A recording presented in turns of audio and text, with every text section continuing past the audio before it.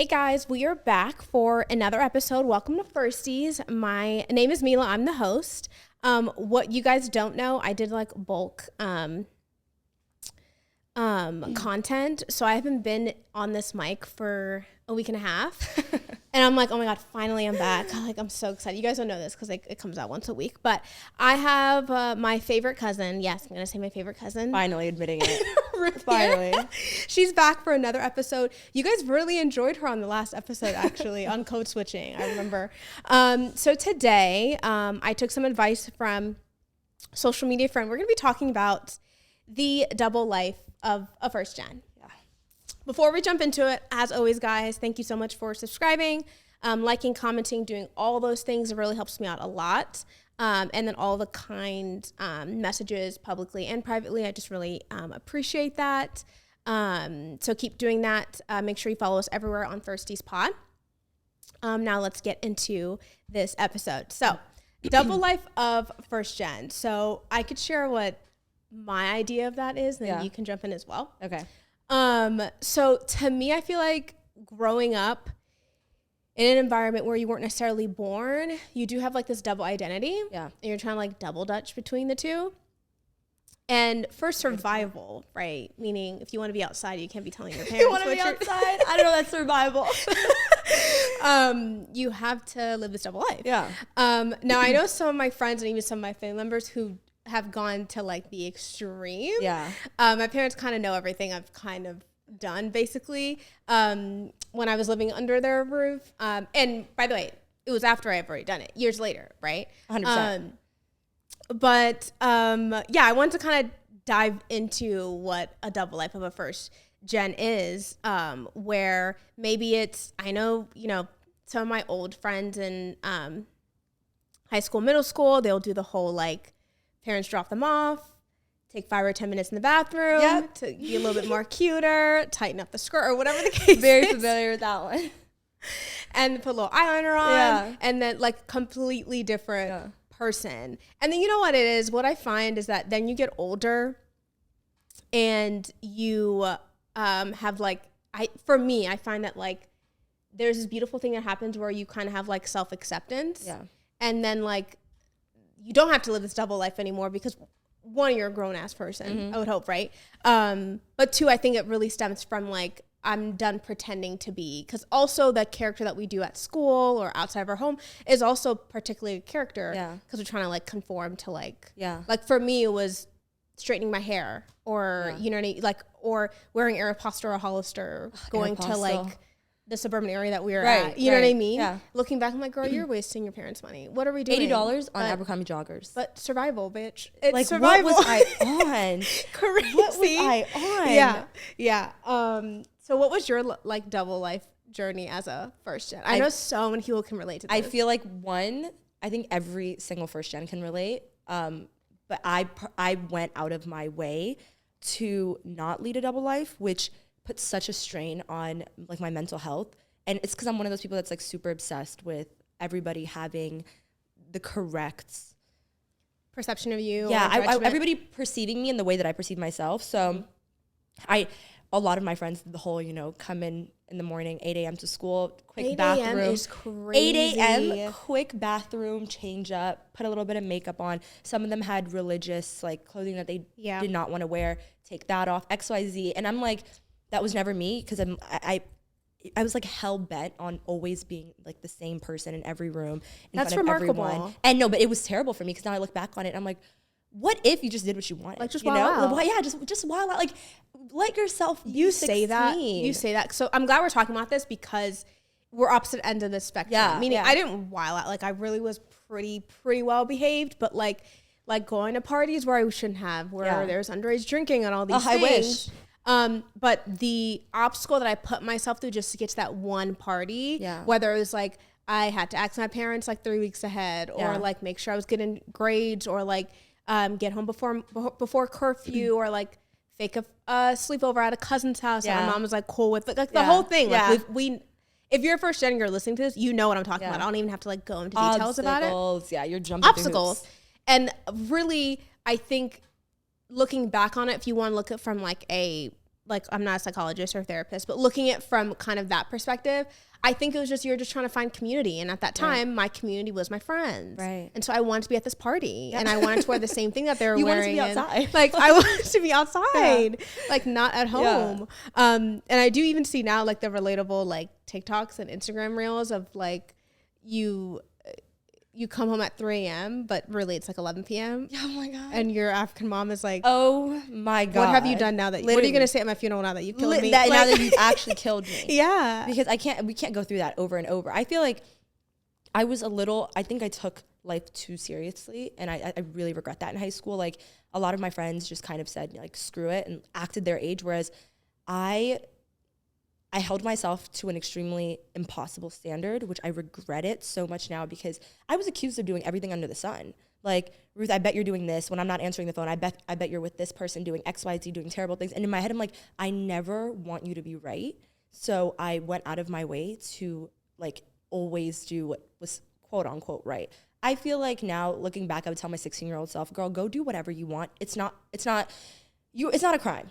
It's not a crime to go to parties. It's not a crime to sneak out. It's not a crime to go see a boy. It's not a crime. It's the sign that you're 16. You're 16. Like, you will be fine. And I know, I know you. Our audience doesn't know you. Know you. And I know what you mean of like your version of outside is not outside. It's not outside. You're not doing anything that's actually life threatening, running your life. Babes, you're still an honor. You know, literally, like it's literally just going to this one party. But to immigrant families, that's like it feels like criminal. I remember like that transition from like. It was like 8th grade. I was in middle school, and I'd want to go to the movies, and I'd get in arguments with my parents. I'd be like, it would be late at night. They're like, why do you want to go to the movies at 8 p.m.? I want to go see a movie at 8 p.m. That's what people do. And like, in an immigrant household, you feel like you're asking to travel to Europe at 13 when you say, can I go to the movies at night? It feels like you're asking for the world, and like, it's an insane ask. But I just remember sitting there defending myself, being like, I don't know. I just want to go to this it's just party. Something I want to do. Like, it's not that deep. But now, and then I got like, I guess I got in my head, and I started being like, okay, well, I can't do that. I'm not going to stress them out. I'm not going to do this. I would like always answer my phone. Yeah. Oh my God. Everybody knows me about this. I will never miss a call, because if I miss a call, you know what's going to happen?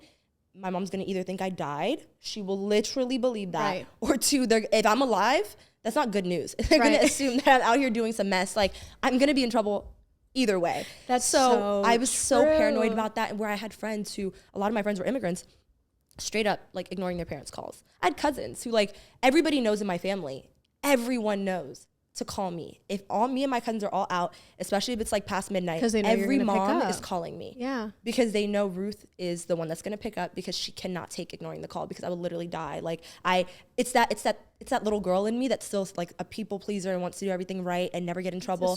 So I'm always picking up, and I'm like, hey, what's up? Yay. And then whereas everybody else around me will be like, decline, next shot, please. Like, no one cared. And I'm like, I wish I was like that. Yeah. No, at that part, I did pick up, because although I was probably up to no goods, my parents did not deserve the worry. They really I'm going to get in trouble. Yeah. But they picked up, you're okay, you're alive. That's it. And then here's the thing though, because grass is always green on the other side, right? I'm not a parent, but like, I always tell my parents this, it sounds funny, but I always say like, I could really be doing crazy shit. The shit I've seen, when I'm at these parties, the things I've seen, babes, and I still am like, no, that's not for me. It's time for me to go home when certain things are happening. Yeah. It's time for me you have no idea what you have. Like, Uber's I know when to call it. Like, I know when to call it. I know when to call it. And you have no idea how many kids don't know when to call it. Yes, for me. Very much. I tell that all the time. They don't understand because they don't know what we're talking about. Clue. But seeing that, I'm like, oh, I could imagine like they're going worst case scenario with what's going on in the news and stuff. So then I'm like, oh, it doesn't hurt to pick up their call. They're going to yell at you, call you every derogatory term. Oh my God. I'm not, but they just want to make sure that you're safe. Yeah. But until I understood that, babes, I was playing a double life. No. I had to. You know what it was about me? I felt like I didn't want to I feel like everybody played a double life, and it's easier to play a double life. And I was advised by my older cousins to play a double life. Like, everybody would be like, Ruth, you're making your life so hard. Even my brother, like, he had a huge double life, and I was so hell bent on like just living my authentic life. It was very much like I would ask to do something. Yeah. I would ask to do something, and like my parents would say no, and then my older cousins, everybody, I'm talking like cousins who are like 10 years older than me, I would call them, I'd rant, and they'd be like, Ruth, you're making your life so hard. Why are you asking? Just do it. They won't know. And I'm like, no, because I should be able to do what I want and still be upfront about it. Why do I have to hide my life? Why do I have, and that was like my thing growing up, where I'm like, why should I was telling you off camera, at the young age of whatever, you were standing on business. I was standing on business. I was not, you were never going to catch me. You were never going to catch me lacking, because it was very much like, why do I have to do things? I always believed that if I had to hide something, that was me admitting that I thought it was wrong. Wow. And I'm like, I don't think what I'm doing is wrong. So you will never catch me hiding it. Listen up. Yeah, literally. Like, I'm like, if I get caught, you know, trying to hide something from my parents or lying about something, that's like me being like, oh my God, I'm ashamed. I'm not ashamed, one. And two, I don't think what I'm doing is wrong. I think what I'm doing is perfectly fine. So I'm going to do it out in the open, in the daylight. Right. And if I can't do that, that was my argument, where I'm like, why can't I? And everyone's like, you're being dumb and you're taking the path that is exhausting. Just do it. Apologize if you get caught, but you'll never get caught. And I refuse to do that, which I think made my life a lot harder than it needed to be. I don't recommend it. It's so interesting because I'm on the other side of the perspective, where I think I also made my life, I would disagree and say, no, I think it was better that you were just authentic. And until I got to an age for myself where I accepted who I was, whether, now by the time I got to that point, I wasn't even interested in like being outside really. So, but until then I made my life more difficult by like, imagine if I just really just focused on like school when I was younger, but I was also focused on my social life and school, which I just want to tell my parents that's even more impressive, because it's like I was trying to keep and I was still on honor roll. Actually though. Yeah, give me my credit there. But I think I put myself through, like, I think that's one thing maybe our parents understand, is that you're raising a child in a culture they weren't necessarily born in, but they have to conform to. They do. You know what I mean? Right. So like I always talk about this, when you're younger, all you really care about is your social life, really. I mean, I care about my grades and stuff, but so, you know, like you're the only one who has a different pair of shoes or a different type of style, like, you know what I mean? And also you're literally 15, you haven't even developed yet at all. Like, you know what I mean? And I feel like what people don't understand is a lot of immigrant kids are forced to live a double life, not necessarily because they have anything to hide, but because the things that might seem like super normal, talk about here, it. like, you know, like staying out late, going to a homecoming after party, or staying late for a football game, going out to eat after a football game, XYZ, doing all these things are normal to American families, right? So your family, you get home at like 11 midnight on those types of nights, it's fine. Whereas for immigrant families whose parents have absolutely no idea what the hell you're talking about, it just sounds like womp, womp, womp, an excuse to be out till midnight, and you're doing shit you don't need to be, get home anyway. Like get home. And so it like was like maddening, asking for like, or doing things that are extremely normal for your age group, but then having to justify it at home because you felt like you were on trial every time. And it's like, on trial, for me, I refused. Crazy. At some point, I literally just stopped, where I was like, I'm not gonna, like, my friends would always be like, Ruth, there's a party. Why would I? No, I'm not even asking. Why would I even get involved in that? I know how this is gonna go. Oh, I'm also not justifying this to my parents. Like, I don't care enough. Yeah. So I like found ways around it where I wanted to be, you know, at school late. I loved watching basketball. So I was like, okay, I'm gonna be a cheerleader. I hated cheering. Everybody on my team, including my coach, knows I hated cheering. But I loved being a cheerleader because it gave me access to all these games and gave me an excuse to always be at these events. Yeah. And so I found ways out of it. My parents never came to watch me cheer. I think my dad walked in on a game once because it stayed extra late. And he walked in and he just sees like the gym is packed. It's like a championship game. He sees like what's going on. He's like, this is what she be staying late for? But I'm like, yeah. Like this is it. Yeah. Because also practice. I hang out with my friends until like 8 p.m. And that's like another thing where I get to stay after, socialize. I don't get to do that. Yeah. So I feel like I don't think people understand, like we go out of our way for the simplest things. And it's more than just kikiing, like actually, it's community and all that stuff. It's not like, because I feel like most immigrant parents, it's school and home, and they don't understand that your identity as a person from the ages of like 5 to 18 is not just student. You are a person. Please understand that to anyone who's listening. It's just, I get that that's important. I do. And I try emphasis on that to be my whole world. And but you can't make that your kid's whole world. Yeah.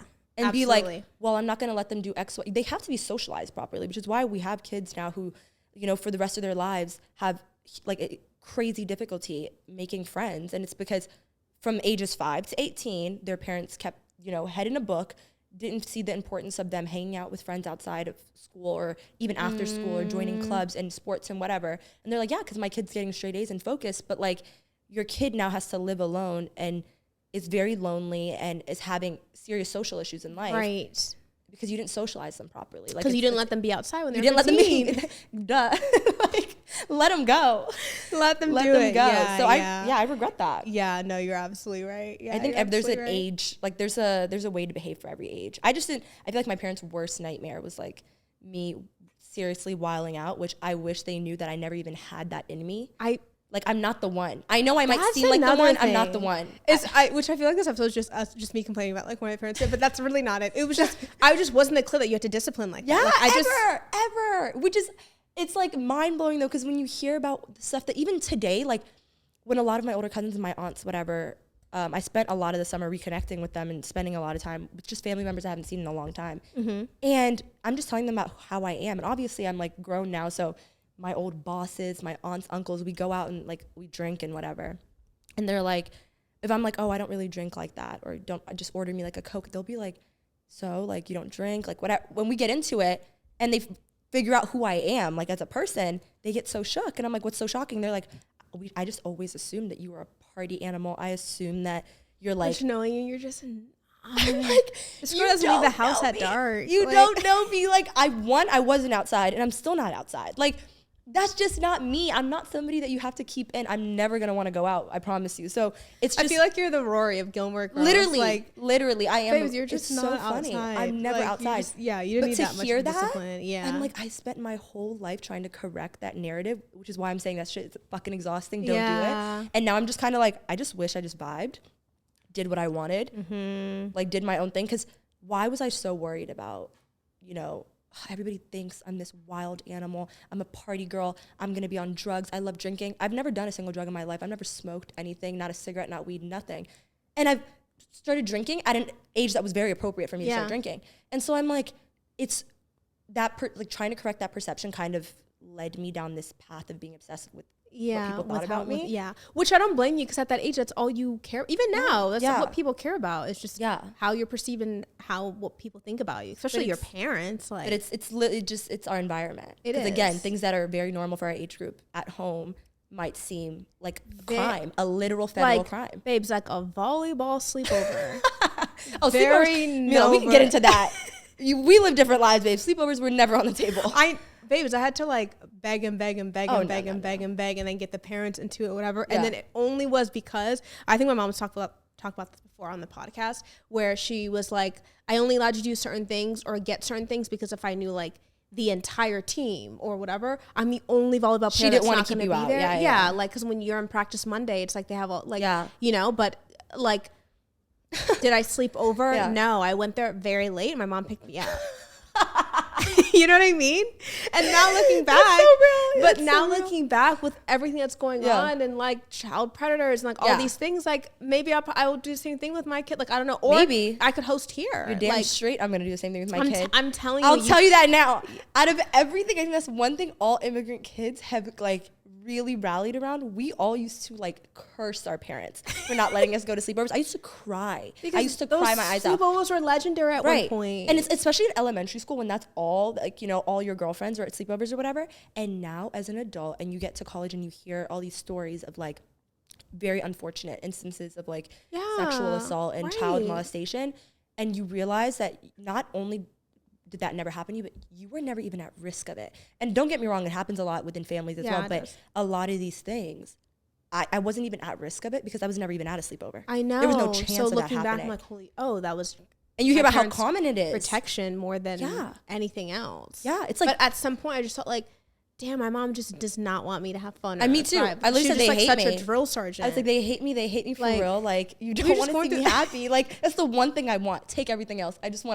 I want to do but they found the silver lining where like my parents definitely, one, instilled in me that it was out of safety, but two, let me have host sleepovers like for my birthday. Yeah, okay. So that's fine.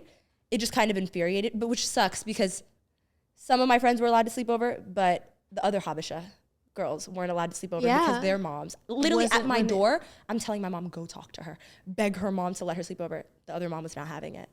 And it's like, you got to respect the game. You got to. It doesn't matter who you are. None of them play that. And I seriously understand why. That. I will be repeating it with my kid. Sleepovers are hell no. No. Hell no. I really It's not happening. Don't dream of it unless it's in my house. As I get older as a woman, I just understand every single decision my mom made. Yeah.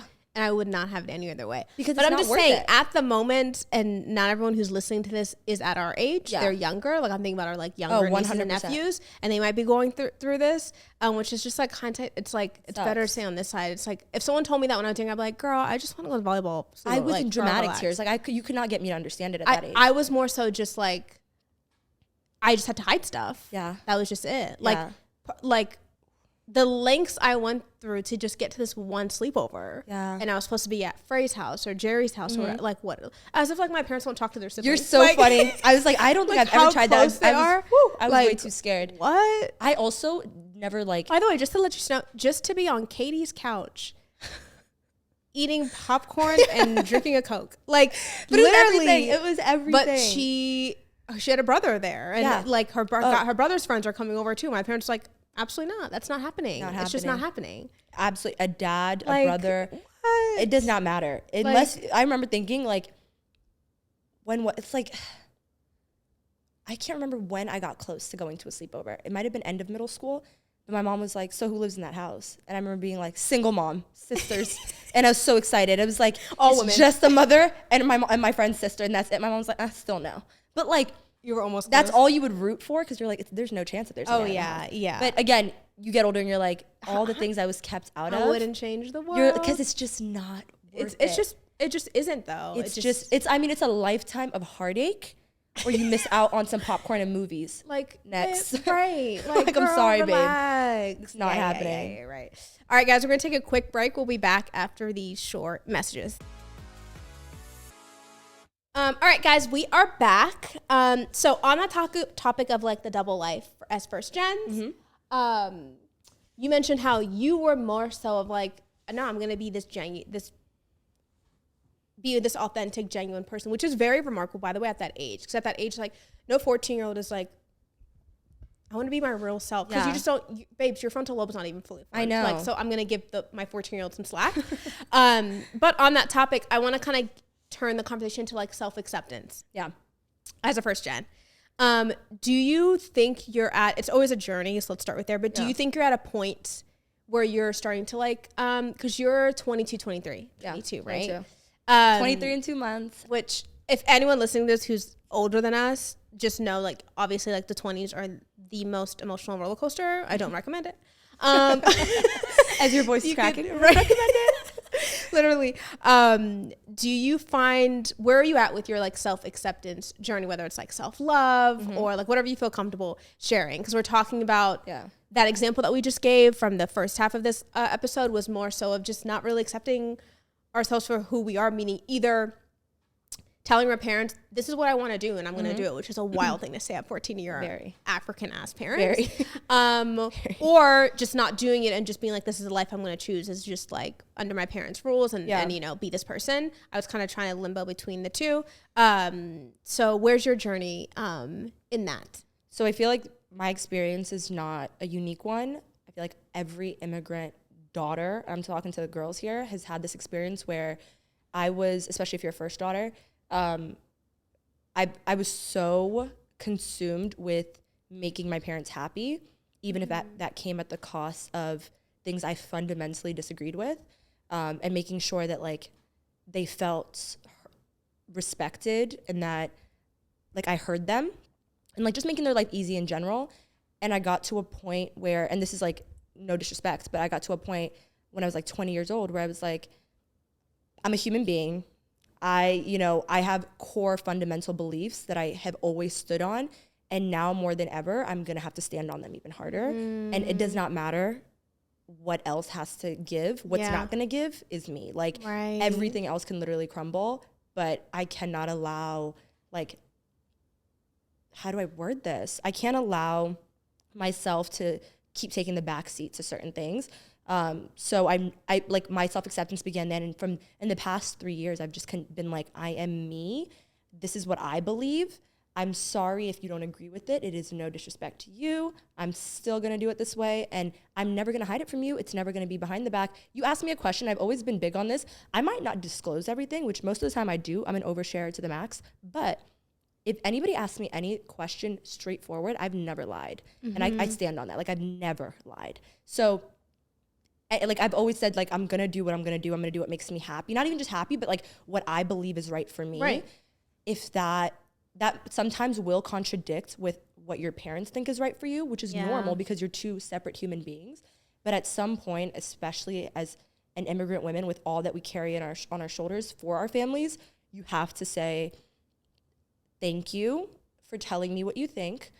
I heard you. I'm going to do it this way. You're not going to agree with it. But that is the fact of the matter, because you're a grown-ass woman and you are capable of making decisions that serve you and serve no one but you. That is okay. These are the times where you're like, I can be selfish. And it's a real conversation you have to have with yourself. But after I've done that, I feel like I've really grown to accept myself, because I'm like, I accept every part of me, like everything I want, every preference I have. It's all valid. Like, amen to that. I'm gonna handle it. Yeah. I mean, that's a home run, especially at your age. Cause I did not, like what you're talking about. I'm now, probably in the last like 6 months to a year, 27 now. And to be honest, the confidence in that came from the job that I was placed. You have to be confident to thrive in it. And obviously we're first gens. We don't fail. Yeah. So it's like sink or swim, bitch. Yeah. You know what I mean? And I'm like doggy paddle. Like, and so I think once I got the confidence in that role, I then was able to apply it to like my personal life, whether it's like the city I choose to stay in, the people I choose to be around, the way that I dress, all those things. I muted so much of that when I was younger because I was addicted to, like, I don't know, just making your parents proud and happy. Like, it really is such a good feeling, you know, but and not rocking the boat. Girl, making sure everything is, and we're first gens and women, like we're really designed and programmed to not rock the boat or but something my dad said as I got older in my 20s, he says, just remember, like, a yes to someone else is a no to you. And so, but then when I turned it on and I'm like, yeah, you're the one I'm saying yes to. No, he's like, bitch, what? Yeah, don't use it with me. That's exactly what they mean. That's like, exactly what they mean. Like, what? Yeah.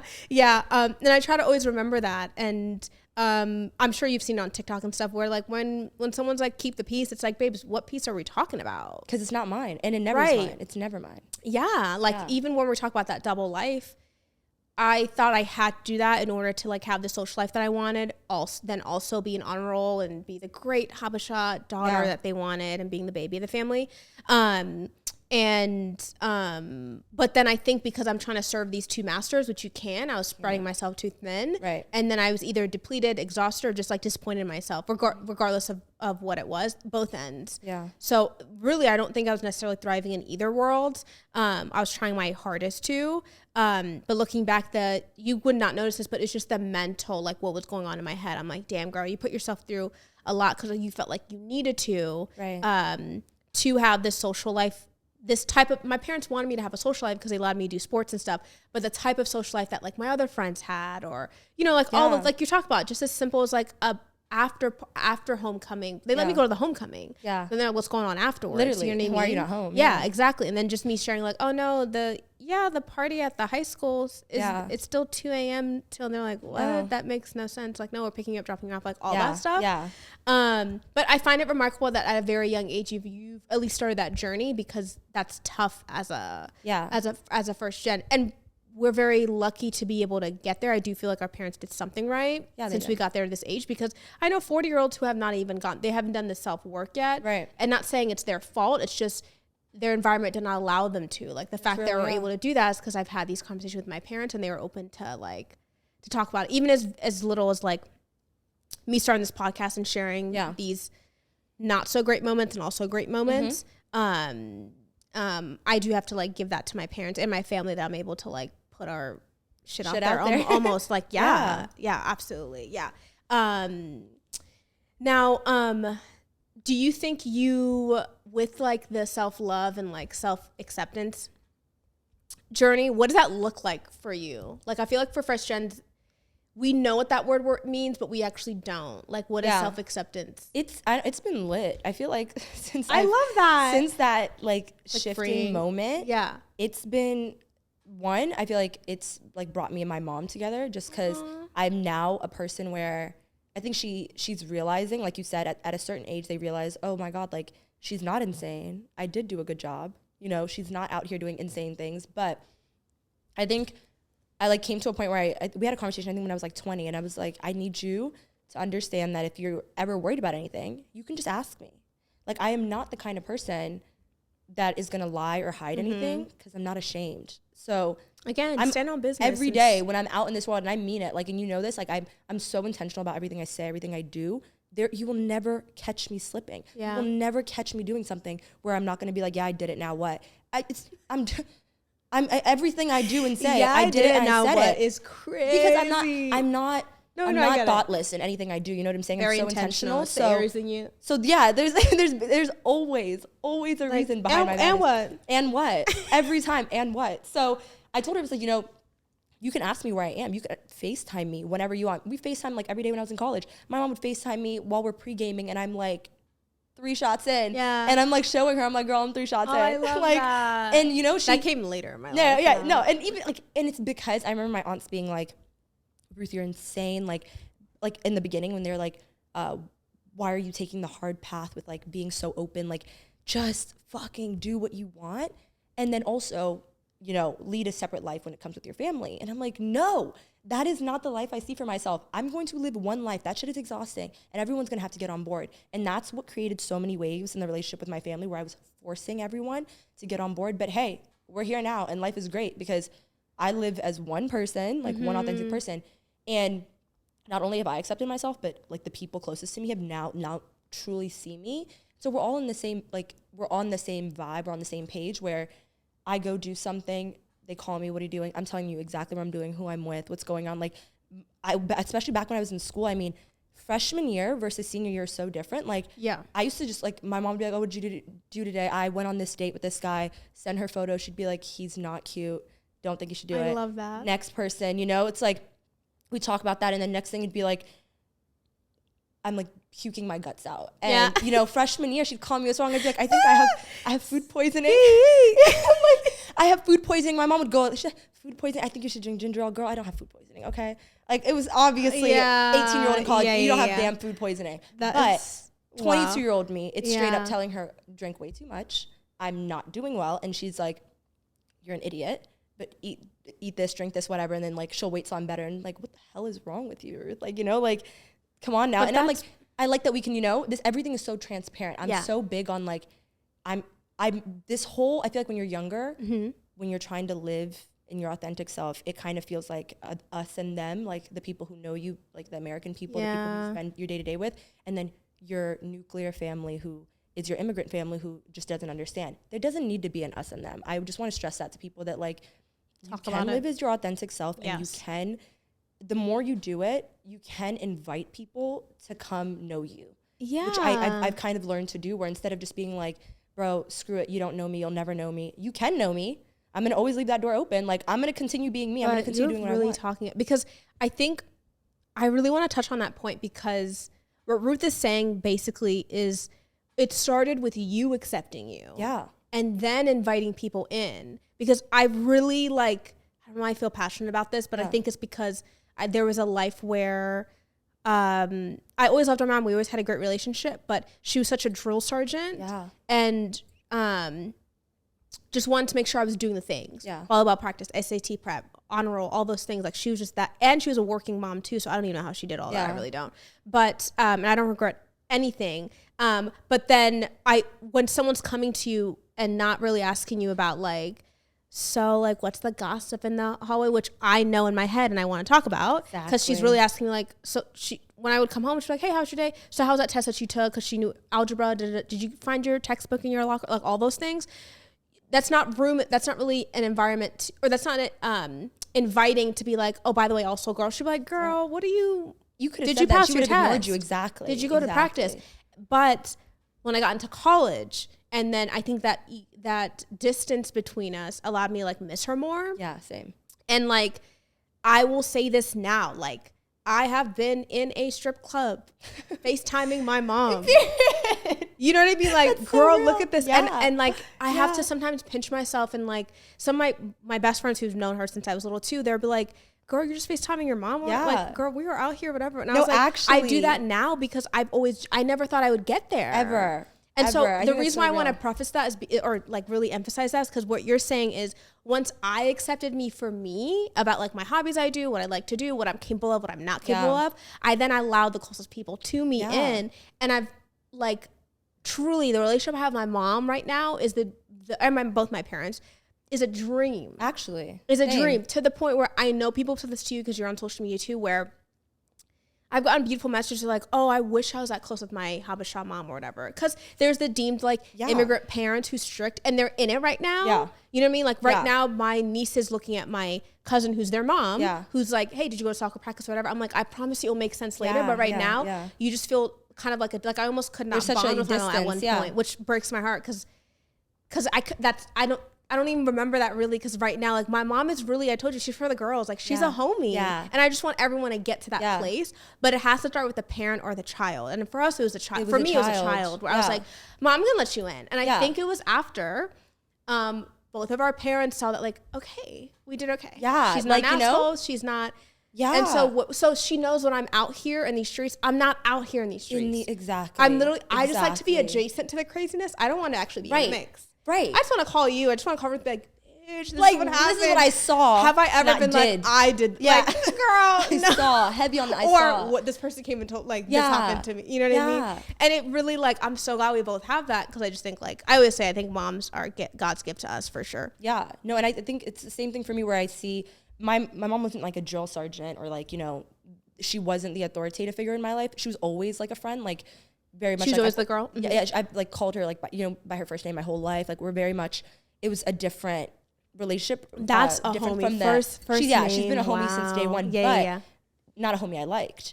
And that's real. That's so. I have to be honest about it. In high school, a journey. Yeah. In high school, it was beef. Like actual beef. I think everybody knew. Like we're not friends. Mm-hmm. Don't like her. Like I remember being like, you don't like me, and she was like, you think I don't like you? I was like, yeah, you don't. Like. You might love me, but you don't like me. And it's not, and I can't even imagine how hurtful that was to her, but like, I genuinely didn't believe she liked me because I also just didn't like her. I just remember saying to people, like, it's so wild that like, God would, you know, make me her daughter when we're so opposite. Like, I used to always be like. Think you were. Yeah. Exactly. And everybody would be like, who met us, Ruth and Fick, they're the exact same. And I'm like, same how? Like, I would genuinely get mad. I'm like, I'm nothing like her. We're so different. And then, you know, your frontal lobe develops, you grow a little bit, and you realize I'm my mother's twin. Like, we are the same person. Yeah. And so I'm like, now, any thought I have, I call her, I tell her, especially any dream I have. Oh my God, forget me, my friends. My friends have dreams, tell my mom, because she's like, knows how to read dreams really well. And people will call me and be like, put her on the phone so I can tell her.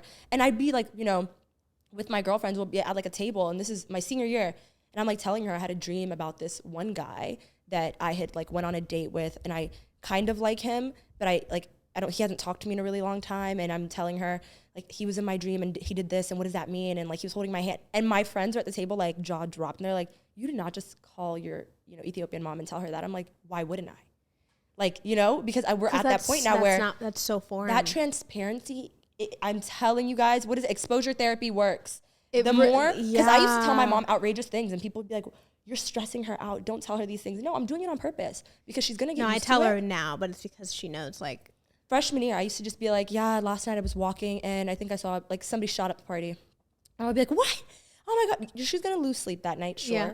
But guess what? Now she knows that I've been at parties where things get shot up. And, like that's, like, one, you know something about my life. Yeah. And then we grow and we grow. And then it's like she's getting so used to it that nothing phases her anymore. I can literally say anything. And she's like, oh, okay. She doesn't stop, and she's like, right. Ruth, what? Because she knows what you're capable of and what you're not. Yeah, and I feel like one that was literally needed for our relationship, because now like we're really cool. Like my mom's legitimately like one of my good friends. She's friends with all my good friends. Like she knows the tea. She knows what's going on in our lives. She knows everything about my life. Like there's nothing she doesn't know. But that's because after I accepted me, she finally accepted me. Starts with you. Not the version of me she wanted me to be. Not the version that people tell her I am or assume I am, but just me. It's so cliche, but as I got older, I just learned all the cliches are so true. Right. That it really just starts at self-acceptance. Because we want, everybody wants to be accepted by their immigrant parents, but like also remember you're leading a double life. They literally don't know you. they don't know and who you are. And whose fault is that? It's our fault. Yeah. Which is why I'm like, it might have taken longer and it might have, made my life hell. But the path I took got me to my destination quicker because now I'm 22 and we're good over here, babe. Like, yeah. And I really always wanted to be like, because what would happen is I would be able to go over to my friend's house and we're on the kitchen counter eating some snacks before a game, and I'm talking to my friend's mom, and my friend is going on and on about like the breakup that she just had, and she doesn't know if she should sleep with him or not or whatever. And I just look at that, and really at the age of 15, like you yearn for that relationship. Yeah. Which now, I'm like, babes, guess what I just did? Yeah. You know what I mean? And even when she's because I want it to be like, I remember when I was younger, I was like, man, and I know a lot of first gens can relate to this, like, I want my mom to know who her daughter is. Literally. Like what she's capable of and what not, because life is so short and I want her to know. But it has to start with you. Like the moment I let my mom in is because I got comfortable in my skin and like, like the way that I move, the way that I dress, music I listen to, all that stuff. Because in high school and even college, you're still trying to conform. And I feel like the biggest, because I 100% agree with you. That's exactly the type of path I was on. But I feel like what really changed for us in our 20s, aside like different from high school, is that, and to my cousins who are in high school and hate their moms right now, trust me, been there, done that. You'll get over it. You don't actually hate her. Yeah, but I will say what happens is that you view your mom as just your mom right now. You go to college, you're away from her, you kind of live life, and then you view her as a girl. And you're like, oh my God, she's just a girl. Like she's just a girl like me. And she's just a girl like my friends. And she deserves, the consideration, the empathy. Yeah. I have to think about like what could be going through her mind.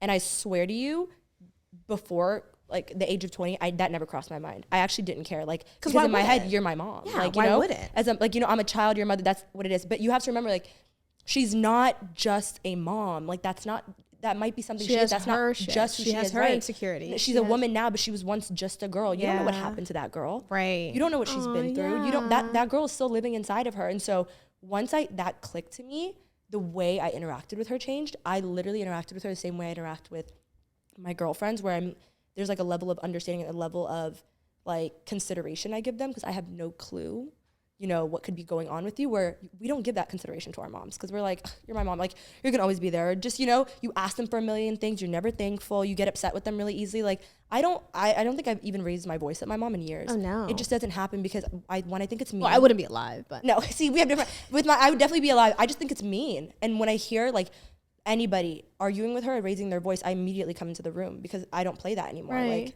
at all, like zero. And it's because in my head, it's like I'm looking out for the girl in her, and now it's such a weird thing to view her as that. Yeah, like it's not. You're really not just my mom. a girl. Yeah, you're literally just a girl. And we've seen this on TikTok. Like she's going, like our parents are going through life for the first time too. Yeah. So like, because when you're younger, you just see them as these superheroes, and they take, because they're your caregivers. How can you not? These people are responsible for you to be clean, be safe, and eat. Yeah. So obviously you think they know all the answers, right? And they don't. Yeah. Give them a little bit of grace. Like, yeah, absolutely. Especially coming to this country and trying to like figure it out. Like, imagine if, you know what I mean? Like, but it really does start at self-acceptance. I do think that double life helps you a little bit. Yeah. If you value that like social life as well, because as a kid, that's all you really care about. The double life is the easiest thing to do. Right. Like, and it's almost like natural, not gonna lie to you. No, but that's another thing I want, actually, that's a good point to touch on, is that like, we say self-acceptance like it's just an easy thing. No, it's actually, it's again cliche, but the hardest thing to be is yourself. Yeah. Really, because part of it is like, when I was with my friend and I was a part of myself, I wasn't just like this facade, but I was a part of myself. If that wasn't accepted, well, was that an actual sting? Because I knew that wasn't really myself, so I could just go home and protect. You know what I mean? Yeah. Because it just keeps them at bay. Yeah. Like, you know what I mean? Yeah. Like growing up in I grew up in like an area that had all the ethnicities, but it was majority suburban, like Caucasian area. So you just try to like conform. If I could do it over again, I would dress different. I would behave different. I would not care about certain stuff. I would not go to certain parties. Like this is what my older cousins told me. I just didn't listen, because I'm like, no, I thought I knew what I was doing. I thought I was you couldn't tell me nothing at that age, right? I just wish I kind of let like myself be my age. I feel like I was way too serious, and I regret that so bad now, because I'm like, I would like see cousins, aunts, uncles, whatever, and they would see me at like 15, like, oh, like Ruth, like, so do you have a boyfriend? Or like, how many parties have you been to? have you done this? Have you done that? And in my head, I'm like, no, because I was like, it's a crime to do that. It's literally like, I would probably go to jail. Like, because it was that deep in my head. And now I'm like, oh my God, Ruth, you were 15. I don't know how I let people convince me that I had, like, that it was a legit crime to be doing these things. Yeah. They are regular 15, 16, 17-year-old behavior. I should have been on it. I know. I should have. And it's like, because now I'm like, I wasn't doing anything crazy. Why I know, not? but at that age, every little thing feels like the end of the world. The end of the world. Actually, whether it's a failed test, whether like actually, oh my God, anything happens when you're in high school and it's actually the end of the world. All right, guys, we're back. So, actually, the last thing I kind of want to talk about is, we could talk about this for like ever and ever and ever. Is we talked about self-acceptance. We talked about kind of like that double life. As a first gen, is there anything that you would do differently when you were younger as a first gen? Whether it was like do the double life, not do the double life, anything at that time? Because I feel like being a first gen, a lot of like the tougher, well, I shouldn't speak for everyone, but for myself, like the most difficult time was grinding to get to that diploma, grinding to get to that, which was this 14 years. Yeah. And then, you know what I mean? Like, I think I would do a little bit more. Again, when I said I wish I acted my age, I wish that I was selfish. I wasn't selfish, which again, that sounds bad, but like I wish I was more selfish in my teen years because I deserve to be.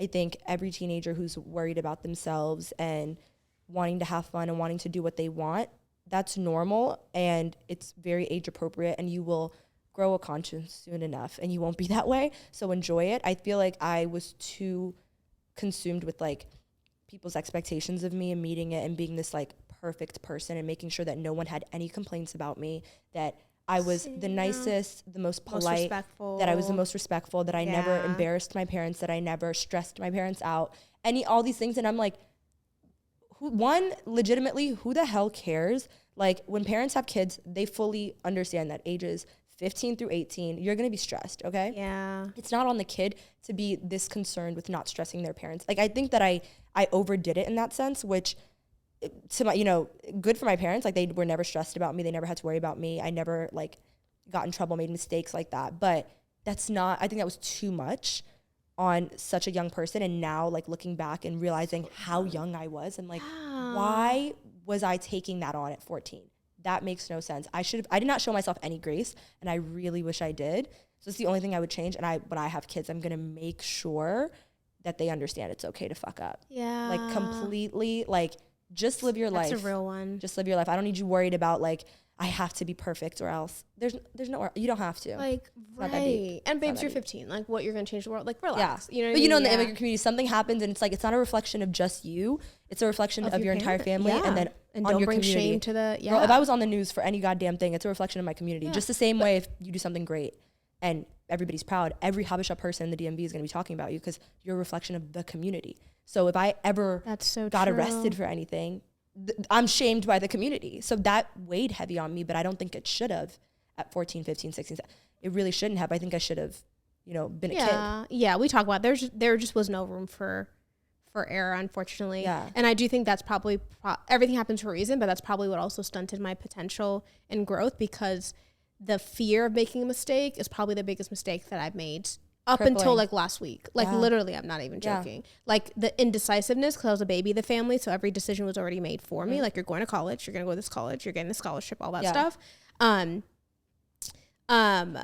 I'm just reading a book now where like the most successful people, the difference between them is they just make a decision. Whether it's the wrong one, they learn from it, it's a lesson, they keep going. Yeah. But imagine if you're just okay, I'm going to do this, just be decisive rather than like, oh, I don't know. And then your opportunity, it's just, so part of it, I think that stunted my growth. But it was because I allowed that kind of like immigrant, there's just no room for error. So you're just like terrified and you're 15, like you don't know anything. And again, it seems normal then because you think you're so grown up. And again, the pressure's on you because you feel like everybody else also kind of adultifies you. But then you think about like my white American friends at 15, like they're seen as kids. They're seen as, they're teenagers, like they're going to get drunk. They're going to go to home. They're going to do X, Y, Z. And I'm like, I wish that I viewed myself that way because my life would have been a lot smoother. The last thing I really want to talk about, and I know you're going to relate to this because we're literally the same exact person, but what you talked about, what you view yourself, you know how you have like that internal dialogue, that voice that you have in your head?